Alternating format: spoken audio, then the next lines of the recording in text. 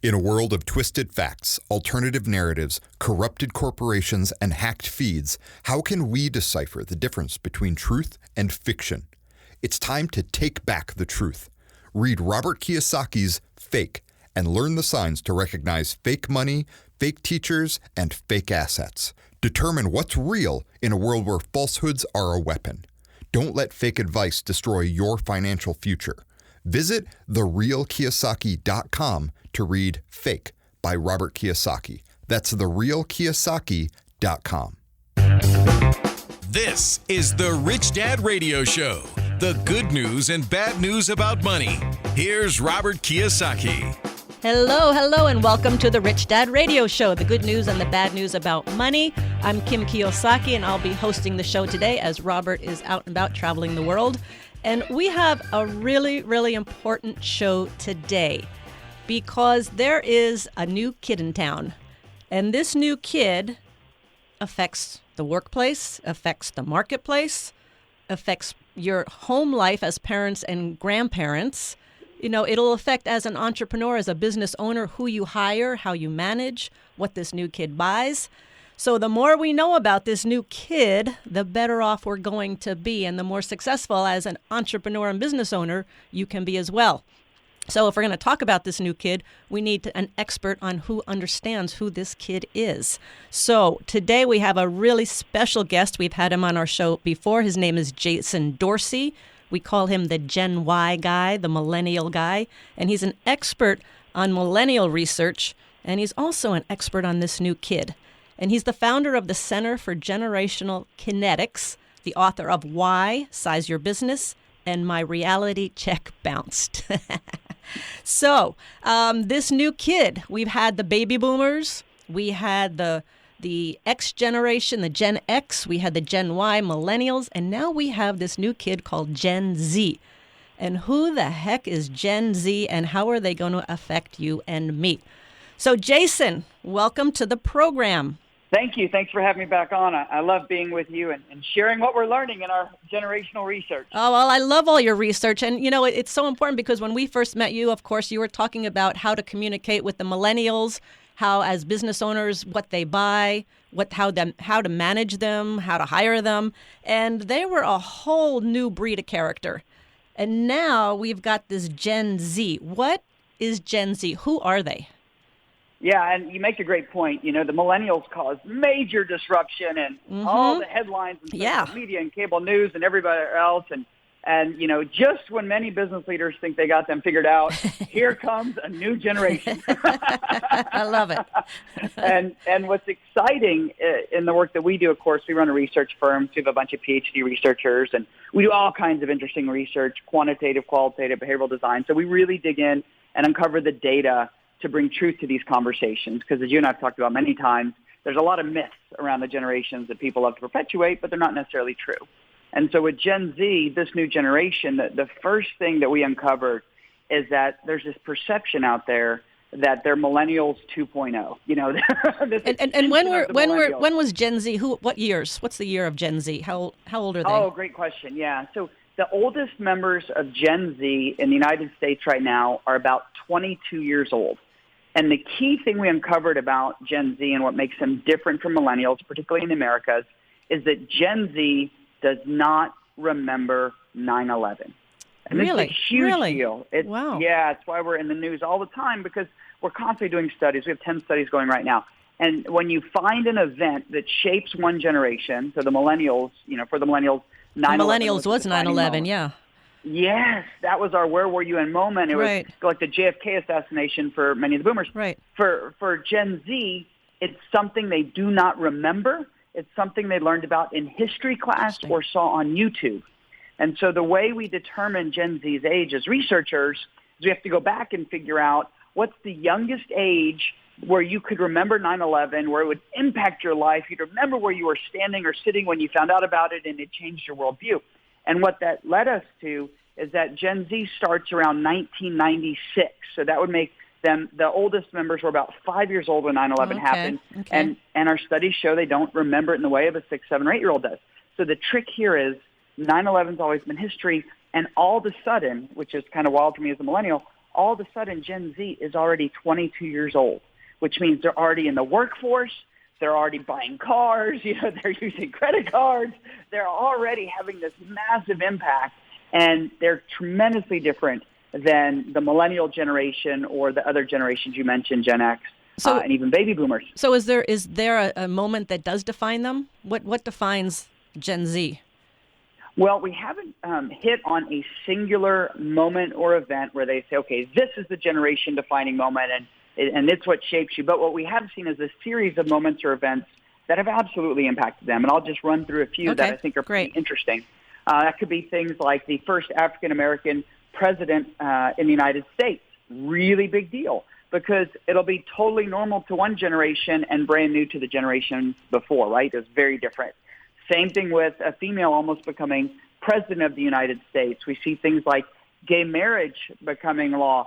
All of these start to change it. And then what you see is a whole new definition of everything from diversity and inclusion all the way through expectations of who should be CEO and how many women should be on a board. And then from a technology standpoint, which is really where we spend most of our time studying, Gen Z frequently doesn't remember a time before social media. Right. Or my favorite smartphone. Or smartphones. Exactly. Gen Z tells us that Facebook is for old people. And then they say, like millennials. I love it. And if we were to pick one kind of singular trend that has most shaped Gen Z, and this is what people really key on, because, I speak about this all the time, all over the world, to companies and employers and marketers and so forth, the big difference we're seeing from Gen Z and millennials between the two is that Gen Z came of age around the Great Recession. Yes. Now, I know you talk about this all the time. Y'all are really experts in the impact of the Great Recession on different generations. But in terms of our lens of Gen Z, people will say, oh, Gen Z really struggled through the Great Recession in the workforce. I'm like, no, they were 12. They did not struggle through it as employees. But, and this is the key, Gen Z saw their parents struggle. Right. They saw their older friends struggle. They saw millennials drown in student loan debt, which I know y'all are always talking about. They saw them, big time. Struggle with all this wage stagnation and rising rents and all of this. And so this is the biggest difference we've uncovered so far. Because of the Great Recession and because Gen Z's parents raised them very different than millennials were raised. In fact, Gen Z's parents told them, you will not end up like those millennials. What we're seeing is that Gen Z is much more, and this is so important for what you do, is much more fiscally conservative than other generations. In fact, in one of the studies that we did, we asked Gen Z, if you unexpectedly received $500 and you could do anything in the world that you wanted to do with it, what would you do? And we asked both Gen Z and millennials. The majority of Gen Z said that they would save the money, all of it, which is wild compared to millennials who said they would use it, of course, to pay down debt. Because they got a lot of it. Yes, absolutely. And then a lot of them would spend it and some would save it. At the same time, Gen Z, and this is one of my favorite stats, as you know, we do this annual State of Gen Z study. This is one of my favorite stats. We found that 12% of Generation Z, the oldest of them are 22, 12% are already saving for retirement. Wow. Which is wild. I mean, it seems like a small number, but that's huge when you're surveying teenagers. Well, it sounds like it also shapes, I mean, they don't like bad debt. It sounds like they're very adverse to bad debt, personal debt. You are 100% right. Yeah, because they saw what happened to millennials, and they saw not only, and this is what's so fascinating from a psychological standpoint, not only do they see millennials frequently struggling with debt, it could be student loan debt, which importantly they may have whether or not they graduated, but they also see how that limits your options. And so millennials have delayed everything from buying houses to buying cars to getting married and having kids. And Gen Z sees that being in debt really limits your options and your freedom. And so Gen Z is intentionally telling us that they are choosing to attend a less expensive college to graduate with less college debt. And this is a huge deal because, as you know, less debt increases mobility. It gives you the option to do a lot of different things. Take a job you're really passionate about, move across the country, maybe even start your own business. It gives you a lot more freedom than if you come out of college, whether or not you finish, and you have all this debt that you now have to figure out how to deal with every single month. Right. And, I've talked to a lot of people who have come out of college with a lot of debt recently. So what I'm understanding then, what you're saying, Jason, is Gen Z looking at not even going to college? No, they're telling us they still intend to go to college. There's a very clear path there. But what they are telling us is that it's more important to get the degree with less debt than to go to a fancy school to get the same degree. A great So they're much more practical. Exactly. The word we use is pragmatic, but you're absolutely right. That they want to get more value from their dollar, which is really interesting, even if that means dollars they're using to get their education. We run an internship program at our research center, and we always have these rising college freshmen come in. So they're students that have finished high school. It's the summer before they go to college. We bring them all in, and they go through our internship program. And so one of them I asked the young lady, I said, how did you pick where you want to go to college next year? I know you got into a whole bunch of different colleges and universities. She said, well, it's pretty straightforward. She said, I made a list of the best colleges I got into, and I made the list all the way down to the last one I got into. She said, I went up the list to the best college I got into that also gave me a full scholarship. And I said, so you turned down these 4 other very famous schools that all these young people would love to get into? You're just turning them down? And she goes, of course. It's more important to graduate with no debt than to have a degree and then come out owing all this money. Oh, wow. That's pretty cool. That's pretty cool. So are they also then, in terms of money, because you said that the financial crisis really had an impact on Gen Z, are they also, because I'm looking at business owners today, are they opting more to rent than to buy? Like to rent the cars and to rent the houses and to rent the apartments and to rent whatever they can instead of buy? Because that would be a game changer. That is a really insightful question. So it depends on how much usage they're going to get out of it. And here's what I mean by that, because we obviously do a lot of work for automakers and property developers. So on the automaker side, if you're Gen Z and you go to college, many of them no longer need a car. In fact, many colleges won't let you take a car on campus anymore. And if they're in urban areas, parking is really expensive. So what we're seeing is that Gen Z is delaying getting their driver's license, which is a really big deal in the United States. It is. So the average age we get our driver's license now, young people, continues to move up every single year. And it's moving up because you've got Uber and Lyft and all these things that say, hey, we're just going to use it on demand. You have parents saying, I don't want you to drive. I don't want to pay for car insurance. I'd rather you have one of these other people do it or take public transportation. And if you go to college, you can't bring a car with you anyways. And so for all these reasons, we're seeing people not be in a rush to get a car. Add to it social media, the ability to video chat, which is very big with Gen Z. And there's just not the sense of freedom from having a car that, even millennials felt when they got cars. So that's being pushed back. Plus you have all this regulation that says you got to be able to get a car. So you put all that together. For cars, we're seeing them right now choose to use a parent's car, maybe even any of those various car rental programs, Car2Go, Smart Car, these kind of things. That they're definitely choosing that because they're more practical with it. When it comes to renting versus owning, what we think will happen is we think Gen Z, and we're already seeing this from our research, Gen Z is choosing to spend less on rent, so they'll get a smaller square footage, maybe with less amenities or fewer amenities, unless, of course, their parents are paying, which is funny. Then they want the most expensive thing. But if they, isn't that always the way it is? Yeah, exactly. They're much more practical with the type of apartment that they want or where they want to rent. Now, I think that they may ultimately swing back and start buying because they'll have saved enough money to have a down payment. They seem to be much more informed. They have emergency saving accounts on their phone. We do these focus groups all over the country. And so we ask them to take out their phone and show us what financial apps they use. And then they'll be like, oh, this is my emergency account. Look, I have $43.12 in it. Like, who says that when you're 19 years old? So we do think that they're much more utilitarian, which is a word, basically the phrase that comes up a lot in our research with them. And so certain things are going to want to rent or use only when they need them, that the real utility. And then other things we think that they may be more better investors, frankly, because they may have the money to actually invest, which is a big deal. You could even see the age at which we buy our first home start to come back down rather than the race that's been going up because millennials couldn't afford that home. So a lot of changes. And if you're an employer, what we're seeing that Gen Z wants is they want value. They want to know it's going to last a long time.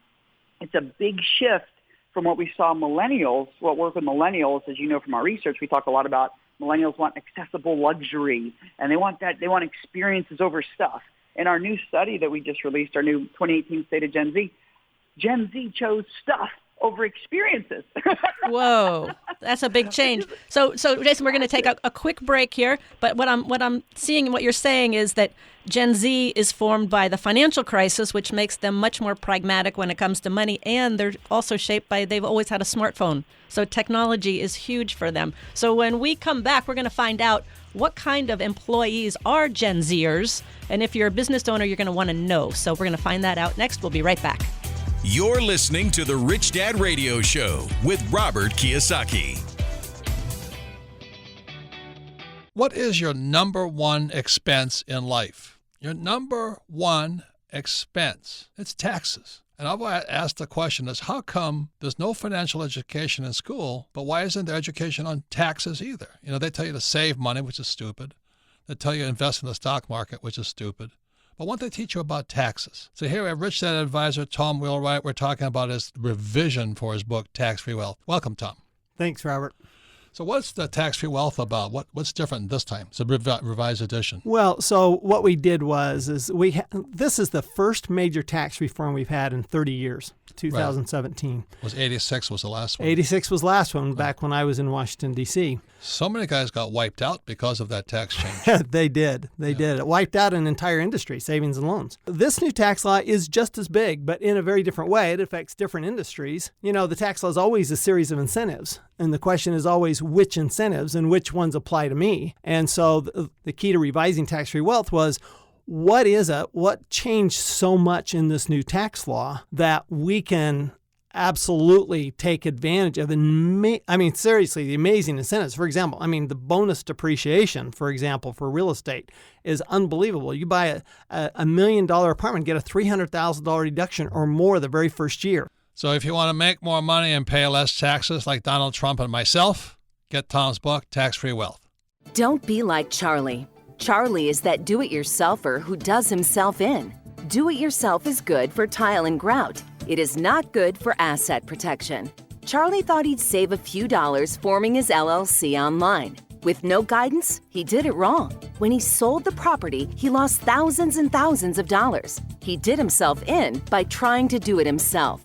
Don't burn yourself. Use Corporate Direct to set up and maintain your LLCs and corporations. Corporate Direct is owned and operated by attorney and Rich Dad advisor Garrett Sutton. Garrett wrote the bestsellers Loopholes of Real Estate and Start Your Own Corporation. He is Robert Kiyosaki's attorney for asset protection. He and his team will do it right. Visit them at corporatedirect.com or call 800-600-1760. Mention Rich Dad and receive $100 off your formation fee. That's corporatedirect.com. corporatedirect.com. It pays to listen. Now back to Robert Kiyosaki and the Rich Dad Radio Show. Hello and welcome back to the Rich Dad Radio Show, the good news and the bad news about money. I'm Kim Kiyosaki, and I'm hosting today's show as Robert is out traveling the globe. Just want to remind you that you can listen to Rich Dad Radio anytime, anywhere on iTunes or Android. And if you want to hear a podcast, go to richdadradio.com. We recommend that you go back and you re-listen to, right now, this last segment we just did with Jason Dorsey, there's so much information in it. And I find that when I go back and re-listen to a podcast, that oftentimes I hear something I didn't hear when I first heard it.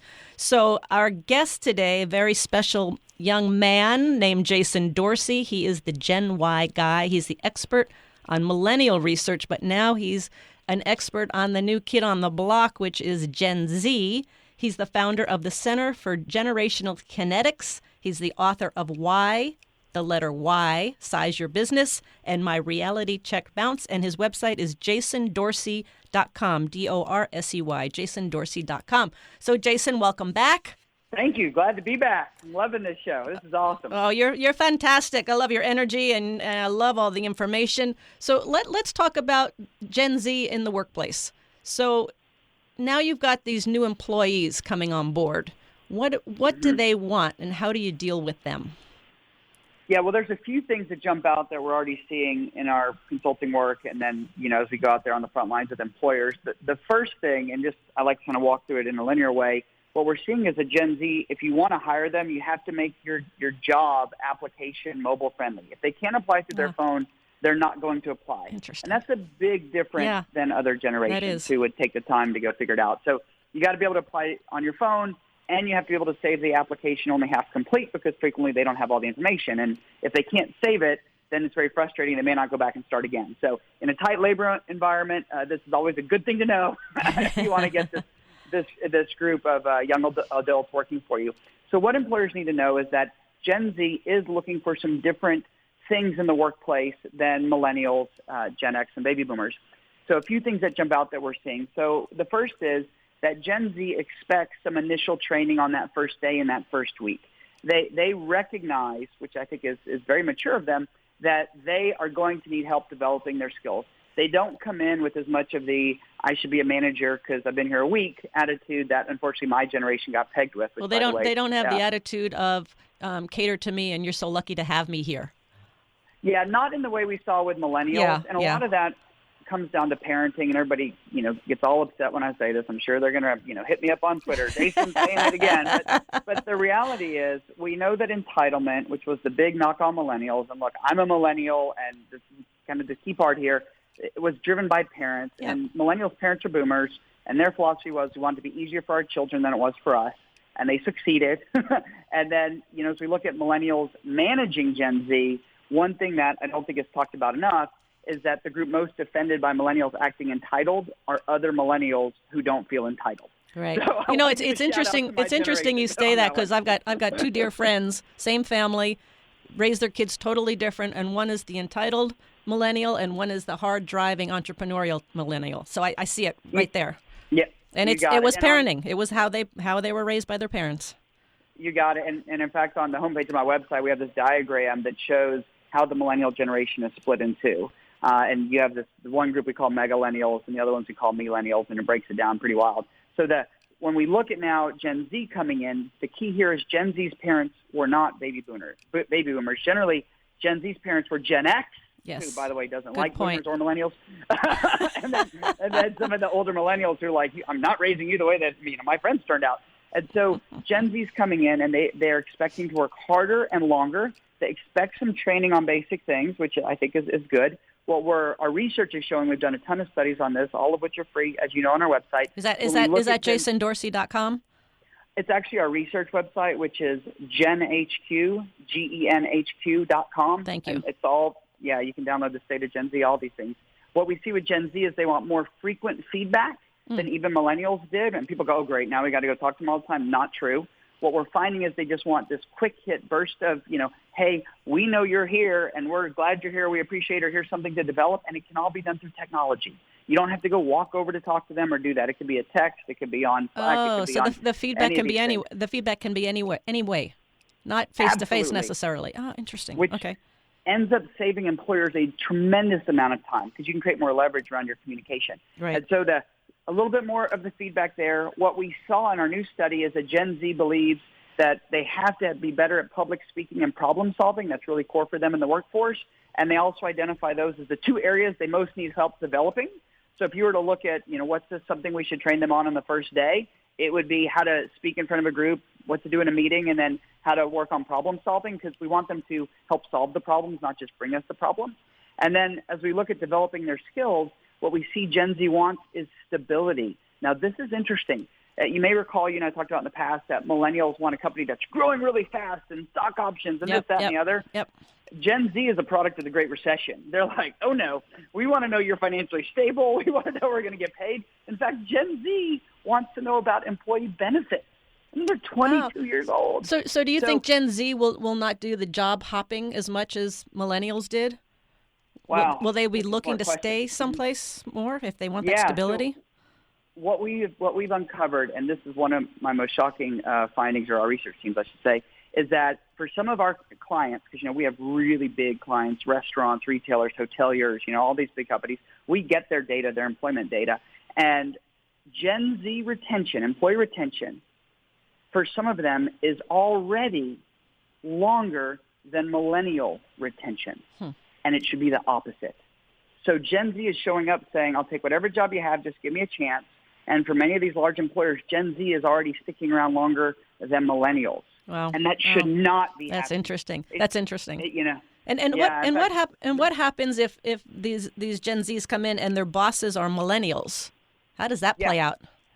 Well, we found that it can work really well if the millennials know how to be bosses. And this is a really interesting dynamic because a lot of millennials, particularly if you job hop around and these kind of things, nobody really taught them how to be a boss or a manager. Or we did a study on, coaching as bosses.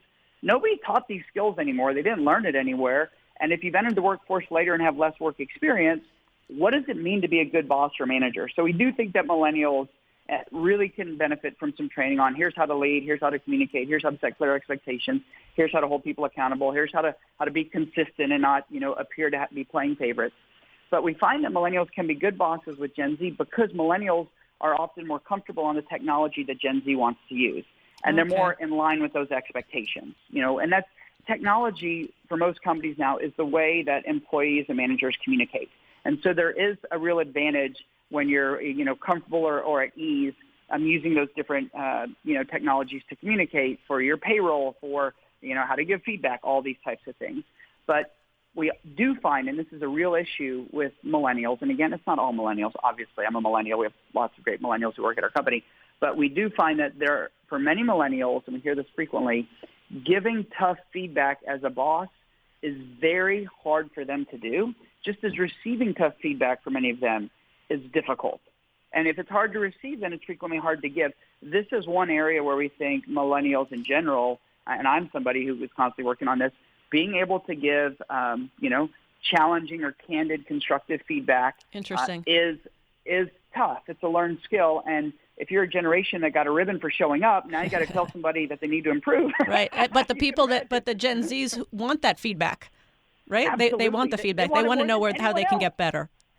You got it. Absolutely. And so we actually predict, and this is, hugely controversial, which is fine. We're always controversial because we bring data. You can disagree. Just show me some data.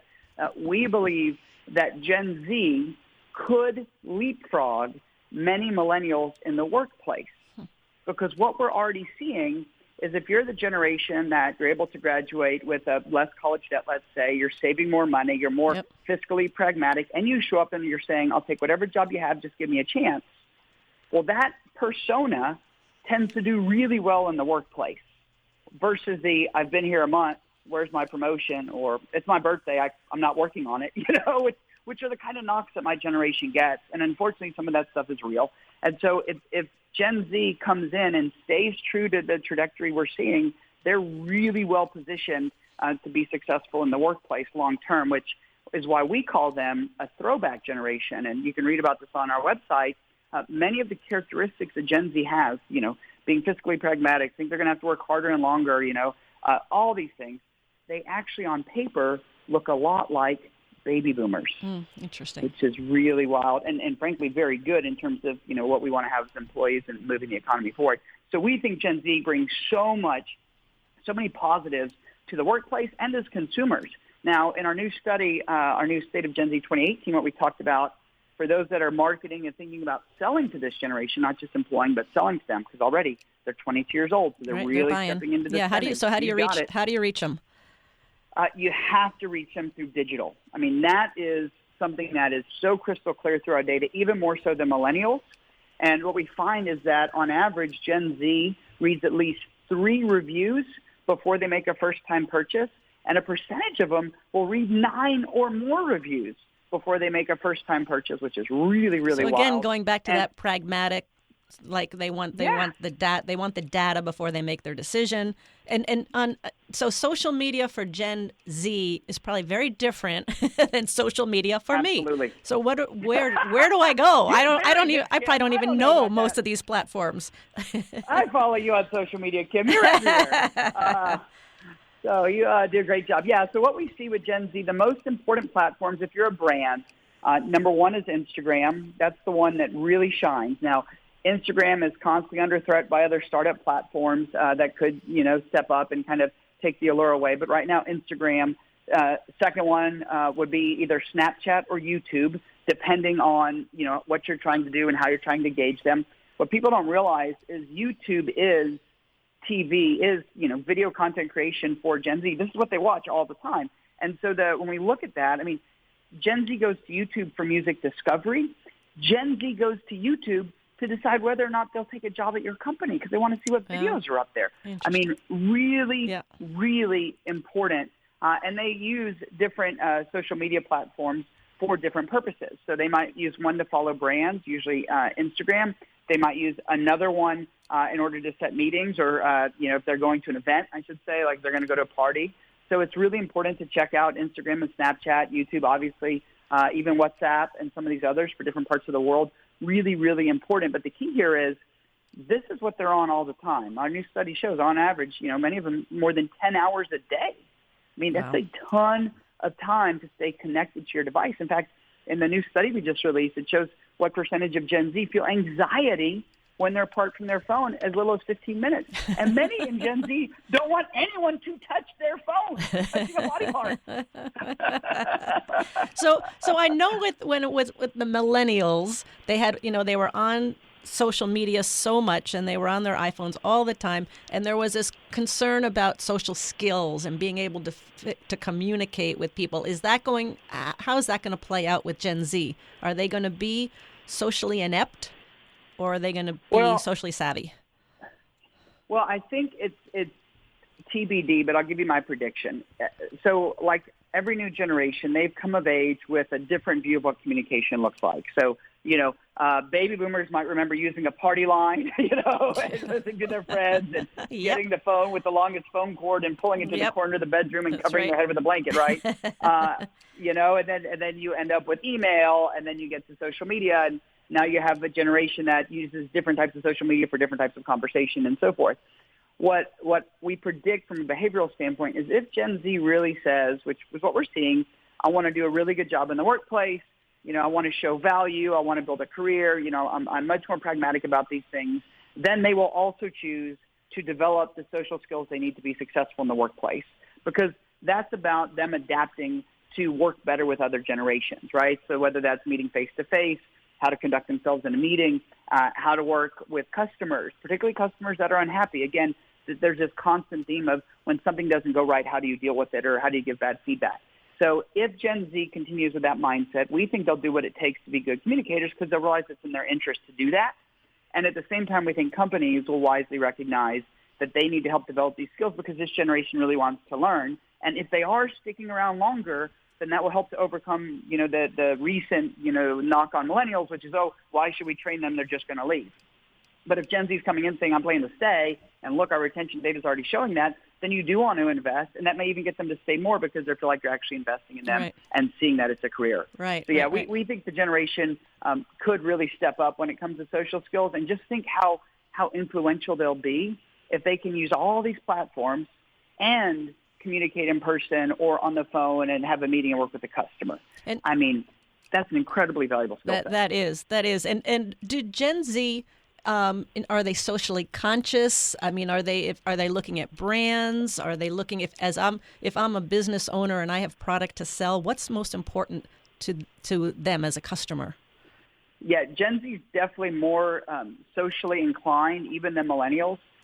Gen Z wants to know about, your cause, what's your impact on the environment, all these things, right? Your carbon footprint, what are you doing around the world? And we've certainly seen that with some of the recent debacles that these companies have gotten themselves into by how they've handled certain situations. But there is a caveat to that, and I always think it's important to point out, right? I'm somebody that I'm a partner at a venture capital firm. We own two different companies. Like we're constantly, my wife and I, there's the case of what people say, and then there's the case of what people do. And what they put their dollars into.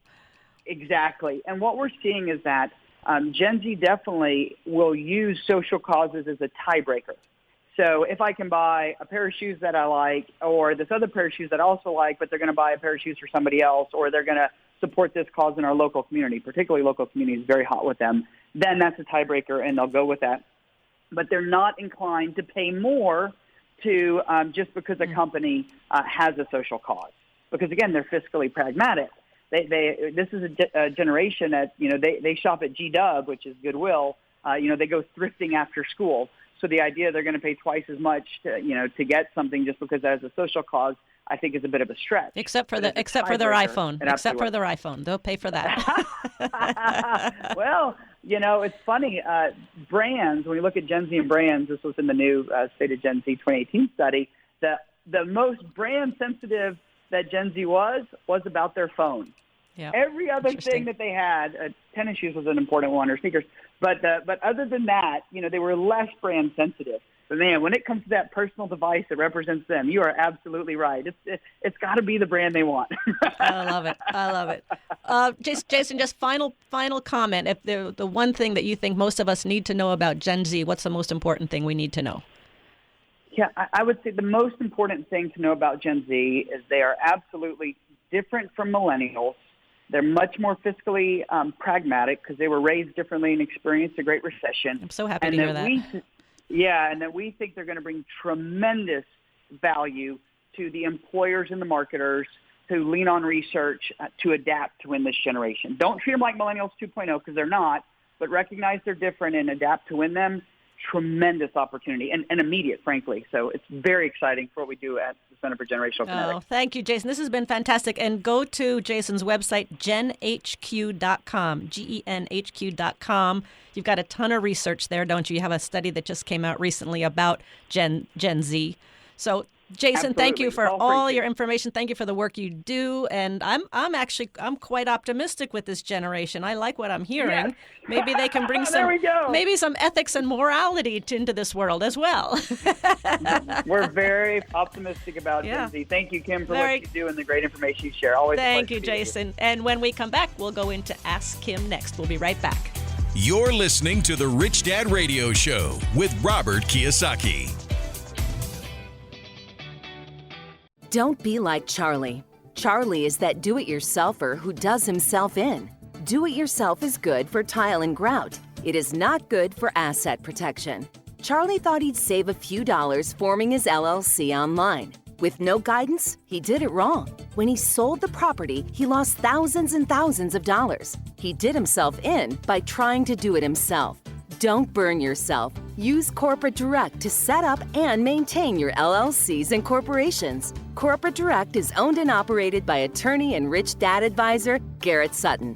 Garrett wrote the bestsellers Loopholes of Real Estate and Start Your Own Corporation. He is Robert Kiyosaki's attorney for asset protection. He and his team will do it right. Visit them at corporatedirect.com or call 800-600-1760.